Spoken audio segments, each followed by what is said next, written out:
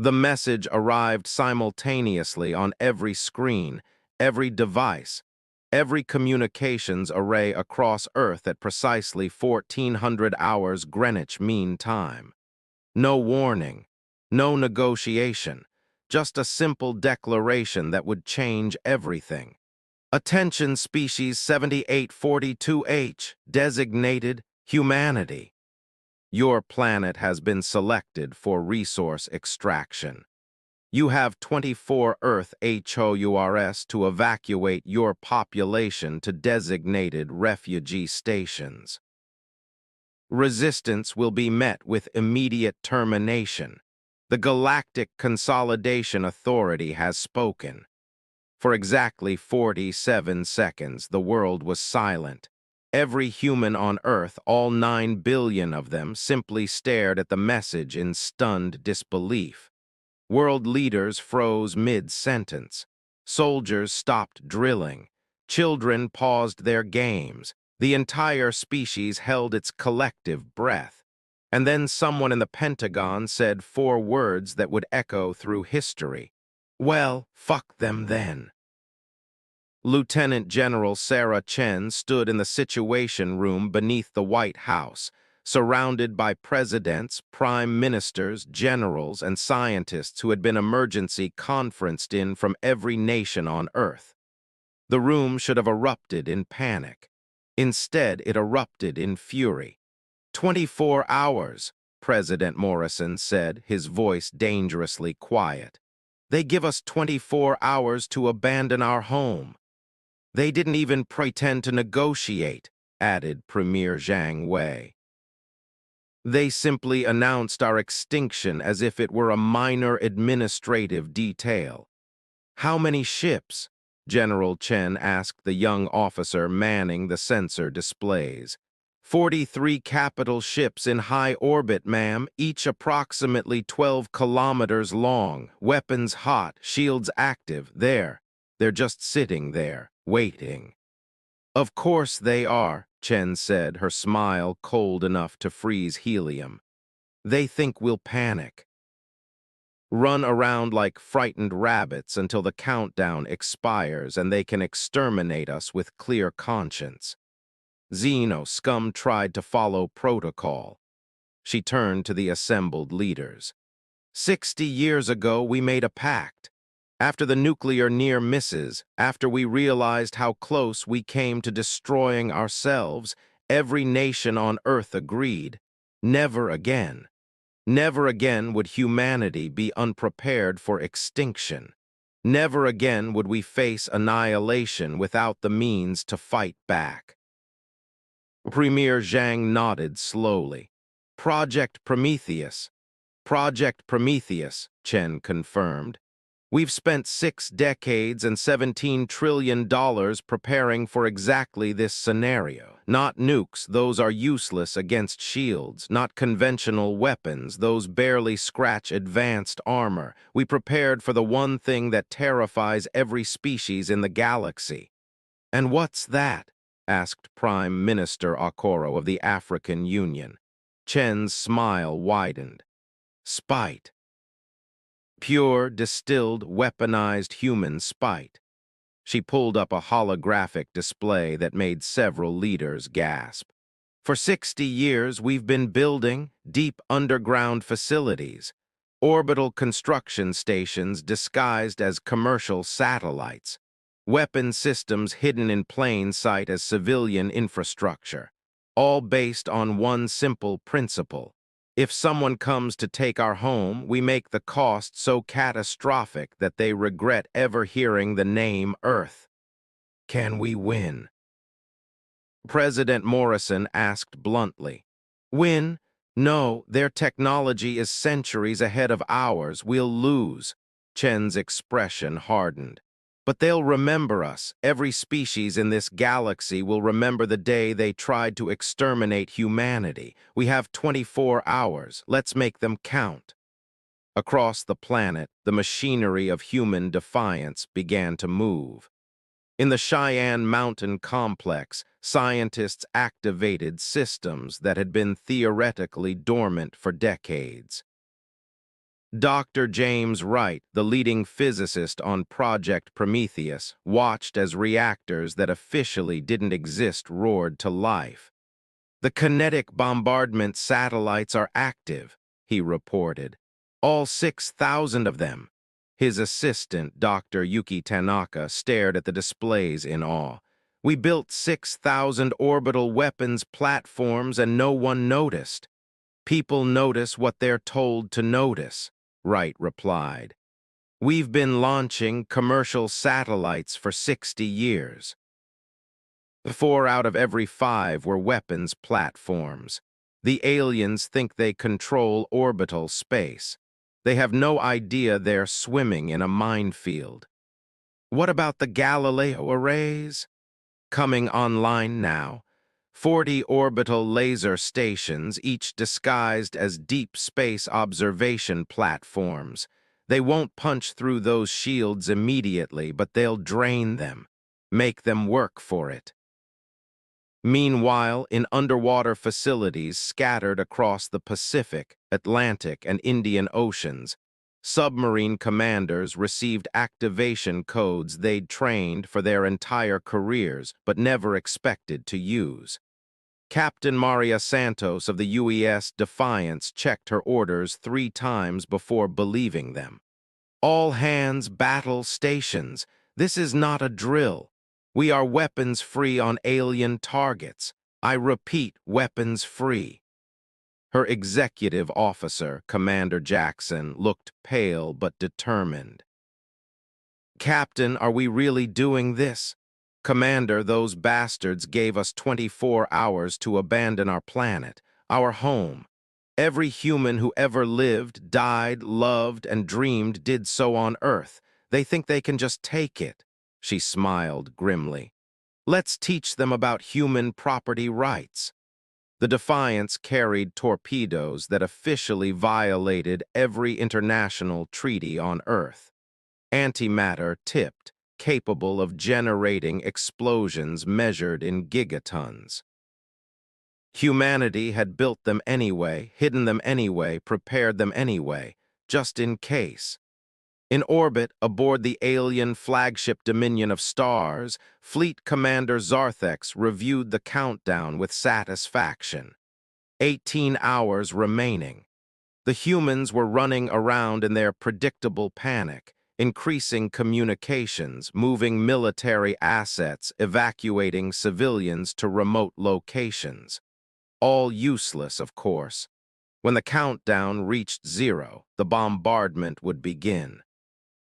The planet would be stripped of its biosphere, then harvested for its metals and minerals. Standard procedure. The Galactic Consolidation Authority had processed 942 worlds this way. Earth would be 943. "Commander," his sensor officer called out, mandibles clicking with concern. "I'm detecting unusual energy signatures planet-side, multiple locations, underground." "Probably their weapons facilities," Zarthex replied dismissively. "Let them posture. Their technology is primitive. Our shields could withstand their entire nuclear arsenal simultaneously." "Yes, Commander, it's just, there are so many signatures, hundreds, thousands, and the power readings are—" The ship lurched. "SHIELDS under attack," the tactical officer screamed. "Multiple impact points, point sources, orbital platforms. Commander, we're being engaged by thousands of orbital weapons." Zarthex stared at the tactical display in disbelief.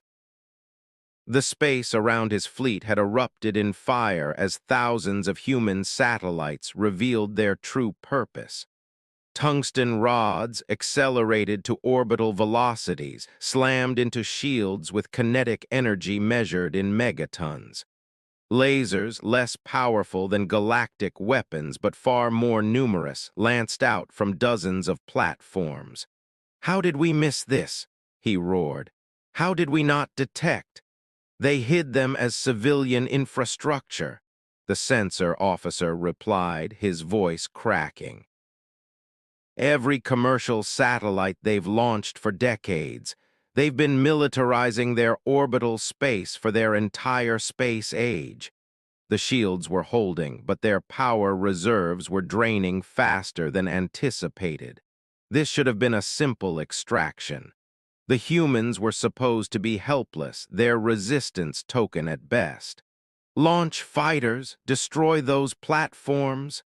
But as the galactic fighters launched, they found themselves facing something unexpected. Human fighter craft, sleek, deadly, and far more advanced than intelligence had suggested, rose to meet them. Thousands of them emerging from hidden bays on what the aliens had dismissed as civilian space stations. Wing Commander Liu Yang led the first squadron into battle, his heart pounding but his hands steady. All wings, this is Dragon Lead. Engage at will, for Earth. The response echoed across all frequencies. For Earth, the humans fought with a ferocity that shocked the galactic pilots. They rammed when out of ammunition. They targeted the same points on shields with suicidal precision. They used maneuvers that should have killed their pilots with G-forces, but somehow they survived and kept fighting. Back on Earth, the countdown continued. 12 hours. In the Situation Room, General Chen watched the battle unfold with grim satisfaction. They're bleeding. Good. Phase 2, all stations. Launch the Prometheus missiles. From silos hidden in the Antarctic ice, from submarines lurking in the deep ocean trenches, from mobile launchers disguised as commercial vehicles, humanity's trump card launched toward the sky. Not nuclear missiles. The aliens could intercept those. These were something new, something terrifying, something that humanity had sworn never to use except in the face of extinction. Relativistic kill vehicles. Missiles that accelerated to a significant fraction of light speed, each one carrying more kinetic energy than the largest nuclear weapon ever built. Humanity had turned Einstein's equations into weapons, had weaponized physics itself. Fleet Commander Zarthex watched in horror as the sensors detected the missiles' approach. How fast are those weapons moving? 20% light speed and accelerating, Commander. Impact in 47 seconds. They're too fast. We can't target them. Emergency evasive maneuvers. All ships scatter formation. But capital ships 12 kilometers long don't maneuver quickly. The first Prometheus missile struck the consolidation ship Eternal Mandate amidships. The kinetic energy released was equivalent to a small star going supernova. The Mandate simply ceased to exist, torn apart at the atomic level. 2 more missiles found targets. 2 more galactic capital ships became expanding clouds of superheated plasma. Retreat. Zarthex screamed. All ships, emergency jump. Get us out of this system. Commander, we can't. The humans have activated some kind of gravity well generators. They're preventing our FTL drives from engaging. Zarthex felt his blood turn cold. The humans had thought of everything. They'd studied, prepared, and built weapons specifically designed to trap an enemy fleet in their kill zone. Then we fight, he said quietly. All ships, weapons free, total bombardment. Burn their planet to bedrock.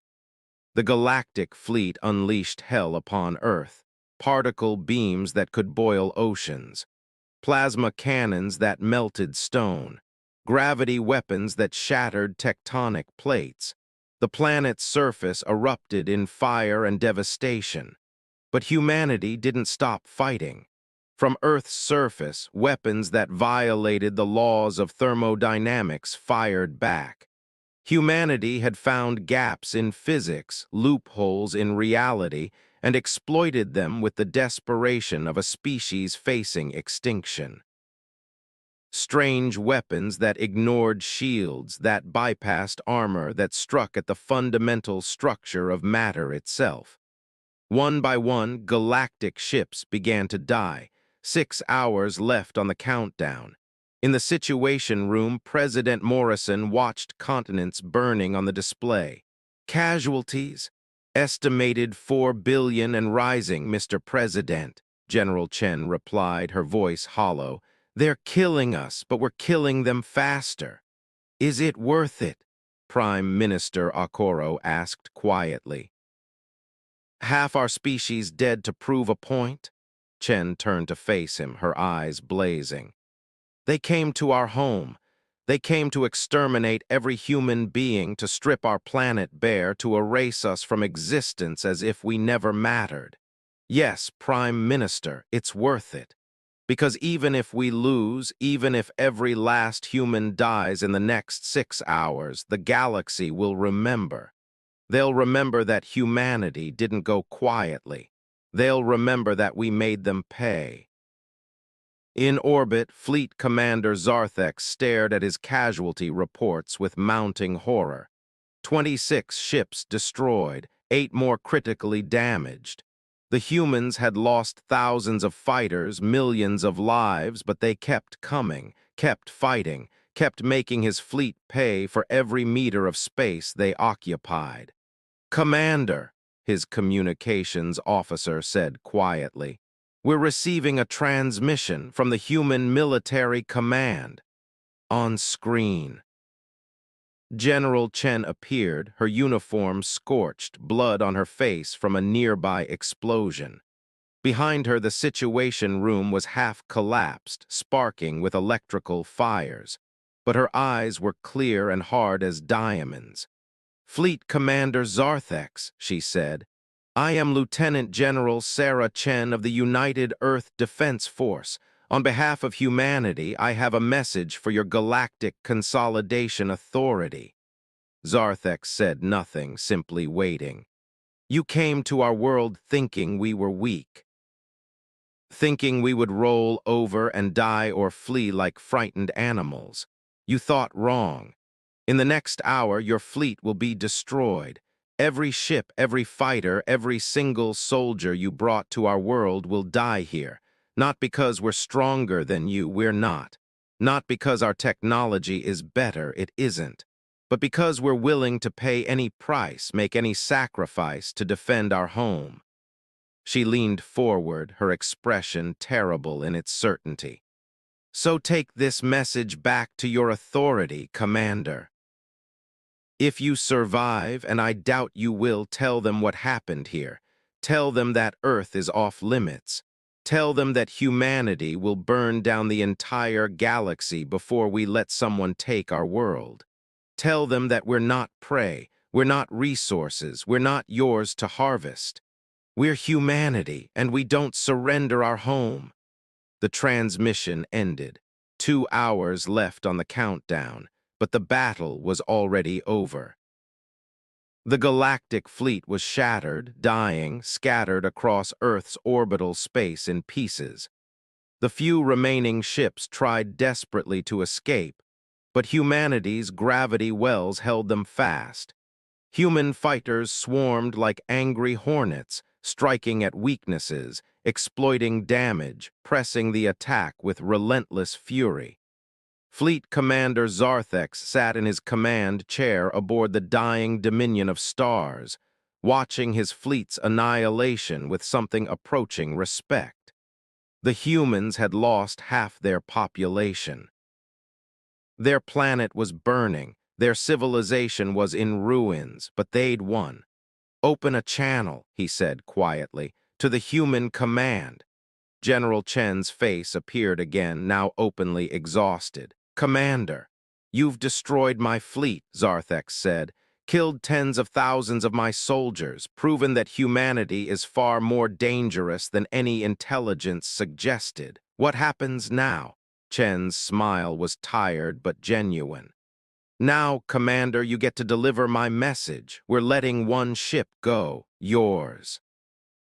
We've deactivated the gravity wells along a single corridor.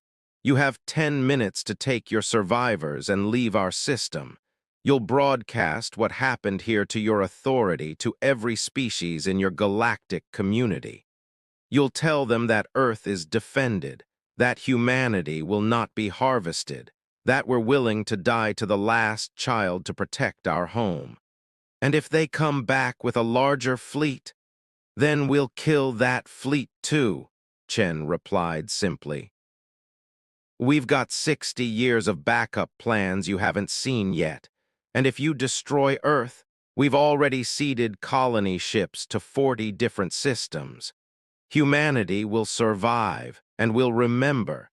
We'll spend the next 1,000 years building weapons, preparing, planning.